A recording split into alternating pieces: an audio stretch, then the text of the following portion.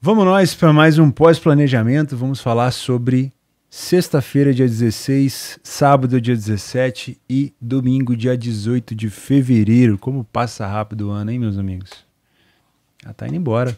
O carnaval já passou. Para muita gente o ano tá começando agora. Para outras pessoas o ano já vai pro seu terceiro mês.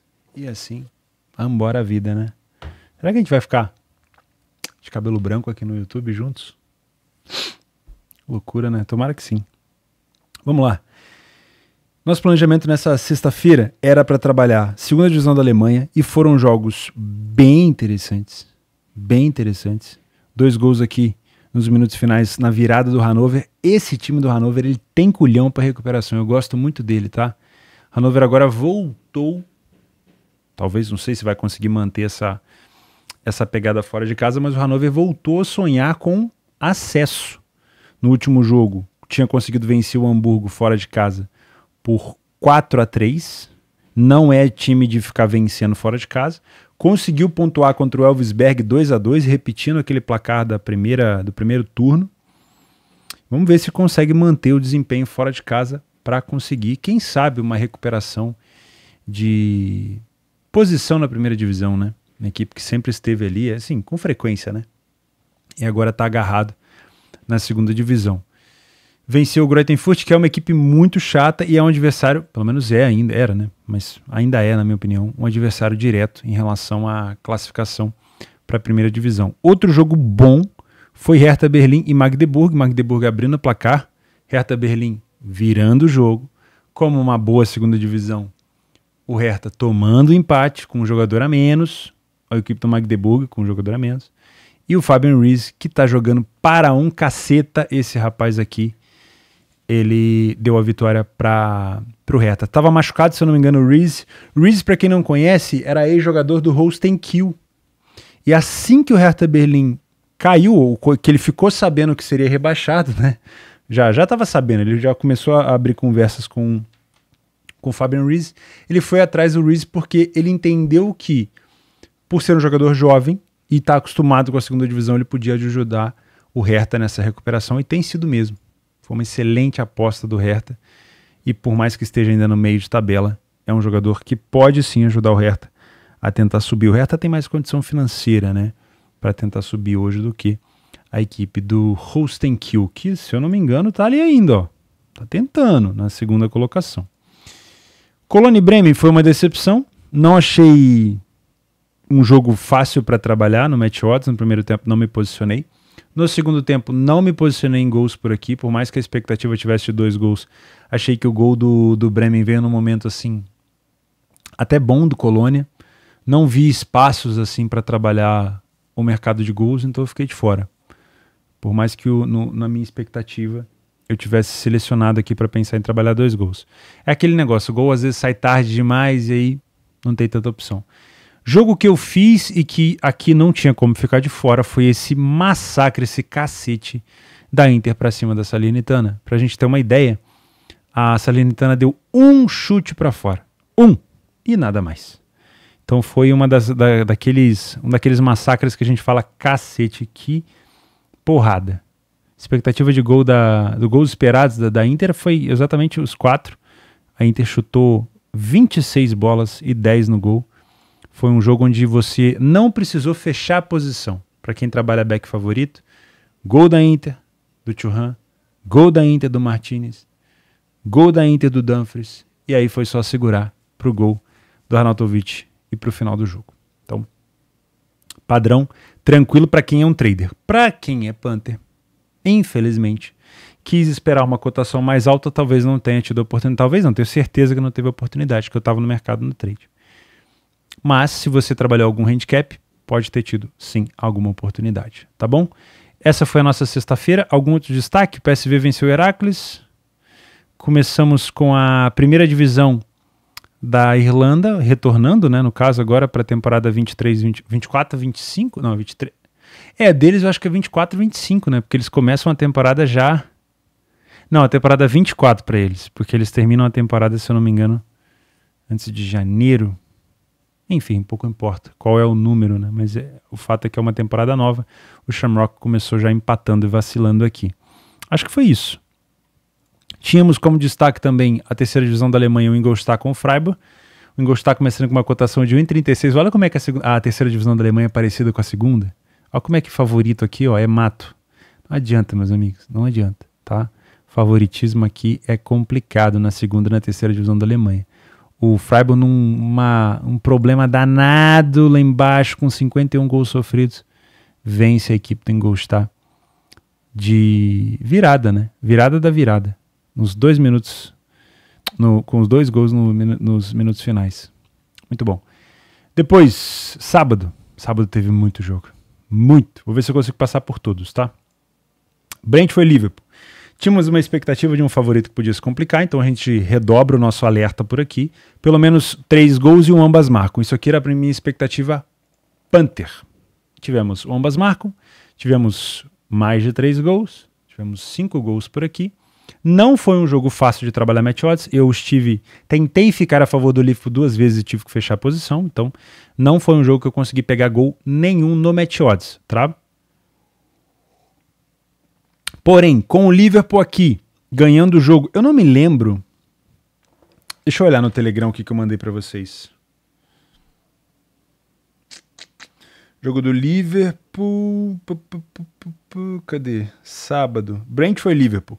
Com 2 gols de desvantagem, o Brentford acabou de fazer 3 substituições ofensivas e deve se expor em busca de recuperação nesses últimos minutos. Essa exposição tende a oferecer ainda mais espaço para os contra-ataques do Liverpool, é verdade, que costuma marcar mais de 40% dos seus gols fora de casa nos últimos minutos. A gente viu no PDF de apoio que era isso, né? O jogo estava 2-0 para o Liverpool, saiu o terceiro, o quarto do Liverpool e um gol do Brentford, que é o adversário do City agora nessa terça-feira. Depois, o favorito não se complicou aqui, tá? Depois tivemos Napoli e Genoa, expectativa também de um favorito que podia se complicar. Por quê? Porque o Genoa estava em boa fase e porque o Napoli ia pegar o Barcelona na próxima semana. Então, tivemos aqui um Napoli saindo atrás do placar no comecinho do segundo tempo. Pelo menos 2 gols aconteceu. O over 1,5, não peguei. Também não peguei nada no match odds. Mas foi mais um jogo onde o Napoli teve que buscar resultado, buscar recuperação. Então o favorito aqui, de fato, se complicou. Heidenheim e Leverkusen era um jogo pro live. Não foi um jogo fácil pro Leverkusen, não foi. Mas em alguns momentos do primeiro tempo era sim possível ficar contra o Heidenheim. Não era aquela pressão absurda, mas dava para ficar. Eu não peguei o gol do Leverkusen, que foi no último lance praticamente do primeiro tempo. Também não peguei mais nada nesse jogo. Wolfsburg e Dortmund. O favorito poderia se complicar nesse jogo. Por quê? Porque o Dortmund tinha esse confronto com o PSV e também tinha uma expectativa de ser um jogo mais under, né? Foi o Krug que fez o primeiro gol e o time do Wolfsburg empatou. Então o favorito aqui também se complicou. Terceiro? Segundo já, né? Burnley e Arsenal. Provável vitória do favorito, tentar buscar uma odd mais alta. Aqui não teve como, gente. O Arsenal simplesmente engoliu o Burnley. Foi mais um daqueles jogos onde o Arsenal desfilou futebol, só que como o Arsenal marcou com 4 minutos, eu não tive condição para pegar o primeiro gol e acabei não pegando mais nenhum, tá? Para você que é um Panther, esperou uma cotação mais alta, infelizmente ela não veio. Rizespor e Fenerbahçe, favorito poderia se complicar. Fenerbahçe saiu atrás do placar do Rizespor e só foi empatar e virar o jogo lá no segundo tempo, virado aos 65. Aqui sim, tínhamos uma cotação do Fenerbahçe bem mais alta. A cotação do Fener, se eu não me engano, chegou a bater mais do que 5 aqui. Então, para você que tentou buscar uma recuperação do Fener, provavelmente você utilizou uma cotação muito mais rentável. Verona e Juventus, favorito podia se complicar. O Verona complicou a vida da Juventus aqui, esteve 2 vezes na frente do placar. A Juventus teve que buscar recuperação, mas esse empate já deixa a Juventus ainda mais distante da Inter, porque a Inter ainda tem um jogo a menos e a Inter pode abrir aqui uma vantagem ainda maior em relação à Juve. Já era uma vantagem de 10 pontos, agora pode ser de 12, se eu não me engano, né?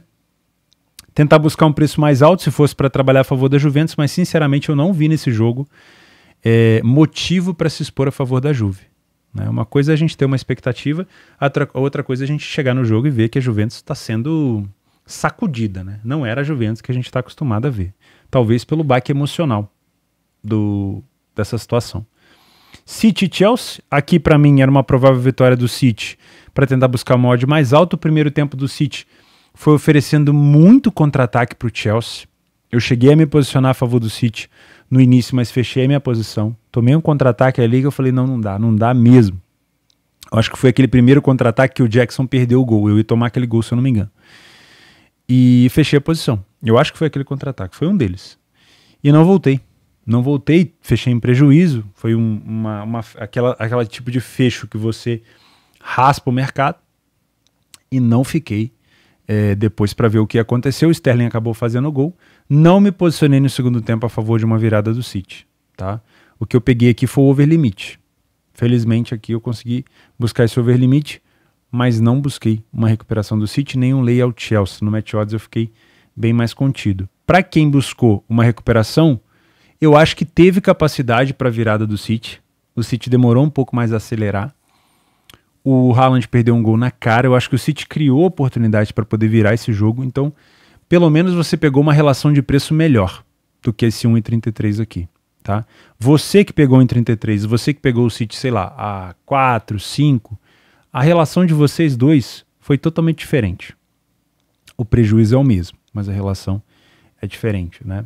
O quanto vocês devem ganhar no longo prazo.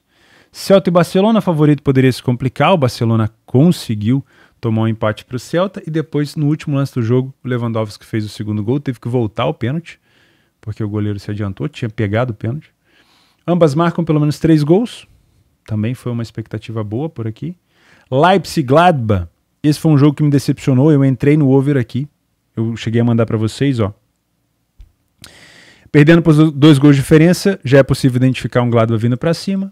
Essa posição tende a oferecer espaço pro Leipzig. Você vê que eu não invento moda. Geralmente o meu estilo de trabalho no over é por aí, tá?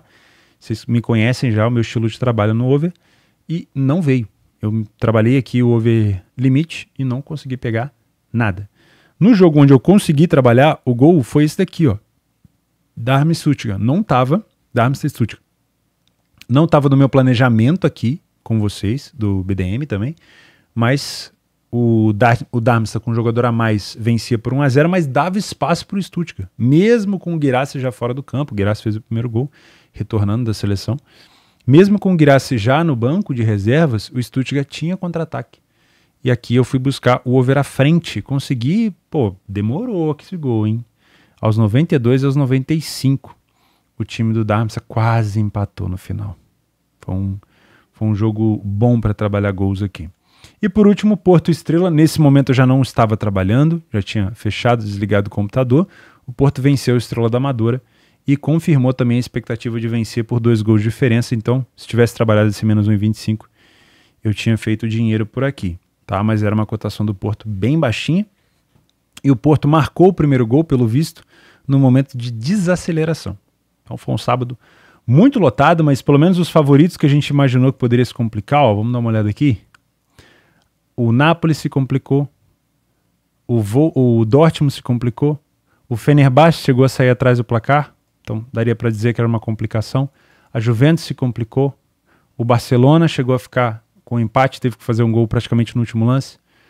E dos favoritos que a gente imaginava vencer, Porto, o City vacilou, o Arsenal venceu tranquilo, o Leverkusen era no live. Acho que é isso. Acho que ficou dentro do planejado. Acho que foi um sábado bem planejado, apesar das zebras, né? Algumas. Da Juventus, principalmente. Tá. Recebendo mensagem aqui. Vamos para domingo. Domingo, dia 18. Vamos lá. Aqui. 18/2. Raio Vallecano e Real Madrid. O favorito poderia se complicar. O Real Madrid realmente se complicou. Não necessariamente porque estava com uma zaga reserva, mas porque o Vallecano é um time muito do chato para se enfrentar. Eu, sinceramente, não trabalhei esse jogo. Ankaraguçu e Galatasaray. O Galatasaray não se complicou. Foi bem tranquila a vitória do Galatasaray para cima do Ankaraguçu. Na verdade, teve até um golzinho anulado que não está aparecendo aqui, mas é porque o Bandeira acho que deu impedimento cedo, nem considerou como um gol anulado no SofaScore. Mas o Galatasaray venceu e venceu bem, uma equipe que podia o complicar. Pelo menos 3 gols acabou acontecendo. Depois o Luton com o United. O favorito podia se complicar. O Luton acabou se complicando sozinho nos primeiros 30 segundos de jogo. o time do United teve uma... O time de Luton teve uma bola parada. No contra-ataque, o zagueiro do Luton espirrou para o Højlund marcando 6 vezes consecutivas, né? Em 6 jogos consecutivos, agora sim desencantando. Fez o primeiro gol, depois fez o segundo de peito, e aí o Morris fez o gol de honra aqui do Luton. O United não se complicou, e o United, olha só, já está colando aqui no Aston Villa e no Tottenham. Quem sabe o United se recuperando. Tudo que o United precisa é um excelente atacante, né, cara? Que dê resultado, como vem dando o Rasmus Højlund. Depois, a vergonha do dia, Bayern de Munique para cima do Bochum, que já tinha história, né? Essas duas equipes têm história, as duas torcidas ali se provocam. O Bayern de Munique, de novo, com o vacilo do Upamecano. Cara, eu achei que o Upamecano poderia se redimir nesse jogo. Ele podia fazer um gol de cabeça, porque o Bochum vive tomando gol de cabeça. Ele foi lá e falou, não, eu vou fazer de novo. Eu vou tomar um vermelho e vou fazer um penal. Cara, como que ele consegue, né, meu? O Upamecano é muito desastrado. Pô, imagina se o Upamecano fosse um garçom. Imagina se ele fosse, sei lá, cara, um instrutor de autoescola. Pô, ele ia sair atropelando todo mundo, cara. Ele ia sair jogando bandeja pra tudo quanto é lado. Caraca, que cara desastrado. Pior que ele corre bem, um cara que, pô, não, cara, ele tem muito azar. Ele tem muito azar. E é um cara jovem ainda. Eu acho que ele vai chegar lá. Mas, sinceramente, ele é muito desastrado. Pra mim, o Bayern poderia vencer aqui, tentar buscar um preço maior, pelo menos no punch. Mas, ó, sinceramente, durante o jogo você não via confiança. Era muito erro de passe, era muito erro de lançamento. Não era o Bayern. E, ó, vou ser sincero. Se o Thomas Tuchel não caiu ainda, o Bayern de Munique se bobear nem classifica na Champions. Porque o ambiente é nítido que aquilo ali... Gente, a gente conhece futebol. Você olha pro Corinthians agora recentemente. Aquilo ali é jogador forçando para não jogar. O Bayern de Munique tem futebol para destruir o Bochum. Não tô tirando mérito do Bochum. Mas isso daqui é jogador. Tá? A hora que o Thomas Tuchel cair, vocês vão ver qual é o desempenho do Bayern no próximo jogo. É absurdo, não tem coisa que funciona mais rápido que isso. Então o Bayern se ferrou aqui e o Benfica passou o caroço no Vizela. Esse era um jogo difícil de trabalhar, eu não trabalhei. Achei a cotação extremamente esmagada, o Benfica simplesmente concordou aqui com o que era esperado, tá? E foi isso. Qual foi os destaques aqui de domingo? Uma Bundesliga 1 com muitos gols, uma terceira Liga da Alemanha também, se eu não me engano, no sábado tinha sido com muitos gols. Na segunda divisão, o Elversberg venceu o Osnabrück, o São Paulo venceu xoxo aqui o Braunschweig e se isolou na liderança, com 45. Nuremberg e Kaiserslautern 1-1.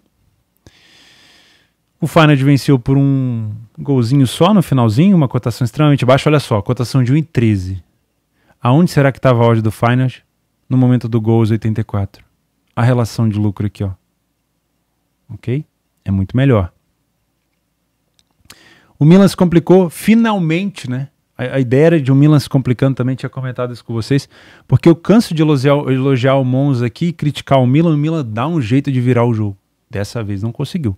Outro que se complicou foi a Lazio contra o Bolonha, acabou de vencer o Bayern de Munique, todo afoito. A Lazio jogou bem até o primeiro tempo, mas aí o goleiro da Lazio resolveu a zaga, né? Junto com o goleiro resolveu dar um presente pro Bolonha, e o Bolonha virou o jogo depois, no finalzinho. Então, o Milan se complicou. Real Sociedad venceu. O Sheffield deu um cacete tomou um cacete do Brighton. Palmeiras e Corinthians, isso aqui foi um absurdo, né? Palmeiras ganhando o jogo com 2-0 até os 87. Toma um gol aqui do Yuri Alberto. Dá 12 de acréscimo. O time do Palmeiras fica com um homem a menos. Se eu não me engano, estava até com... Porque já tinha substituído tudo, né? Então o Corinthians estava com 9 jogadores apenas na linha. Teve que um goleiro, um zagueiro pro gol. E o time do Palmeiras toma um frangaço no último lance. Vasco virando o jogo para cima do Botafogo. O Vasco tá se recuperando nos clássicos, hein? Eu tinha dado um calosão no Fluminense. E é isso. O Santos se complicou contra o Novo Horizontino, que é um time chatíssimo de se enfrentar. Vou ficando por aqui, meus amigos. Essa semana, não, mas eu já vou adiantar para vocês essa semana. Falaremos sobre bilhetes. Já escrevi o roteiro, já gravei, estou editando um vídeo sobre bilhetes prontos, bingos múltiplas, e vai ser um vídeo que vai gerar muita polêmica, tá? A nossa área precisa de conteúdos assim, porque virou uma farra. Virou uma farra. As pessoas são iludidas, as pessoas são direcionadas a errar, e não sei por qual motivo ninguém fala disso. Então eu vou falar. Não sou dono da verdade, mas nesse vídeo eu vou apresentar artigo científico, eu vou apresentar matérias internacionais, e a gente vai falar sobre múltiplas, pra gente entender por que tanta gente perde, e qual será a imagem que a gente passa hoje para quem tá de fora. A gente reclama tanto que a nossa área não é respeitada, que as apostas são chacota, que ninguém respeita a nossa profissão. Mas qual que é a imagem que a gente passa hoje para quem tá de fora? Já parou para pensar? Como é que a gente vai ser respeitado? Assim que eu terminar de editar, eu coloco antes para vocês, tá? E eu vou tentar bater mais nesses pontos, porque é muito importante. A aposta não é brincadeira, gente. Não é brincadeira. Tem muita gente que perde a vida, perde tudo, perde casamento, perde o respeito da família por conta disso daqui. Não dá pra levar na sacanagem, pensando apenas em dinheiro, tá? Tem coisa que não se compra.